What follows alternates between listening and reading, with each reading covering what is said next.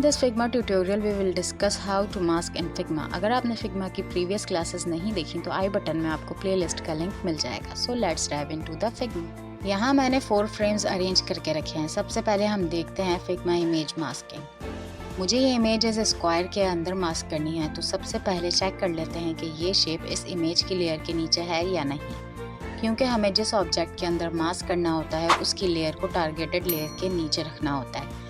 यानी यहाँ हमारे पास टारगेटेड लेयर है ये इमेज, तो इस इमेज के नीचे हम शेप को रख देते हैं और इमेज को ऊपर रख देते हैं। अब दोनों को सेलेक्ट करके राइट साइड पर देखें कॉन्टेक्सचुअल मेन्यू है। अगर आप में से किसी को नहीं पता कि कॉन्टेक्सचुअल मेन्यू क्या होता है, मैंने प्रीवियस क्लास में बताया था कॉन्टेक्सचुअल मेन्यू क्या होता है, तो आई बटन में आपको लिंक मिल जाएगा, आप वहां जाकर देख सकते हैं।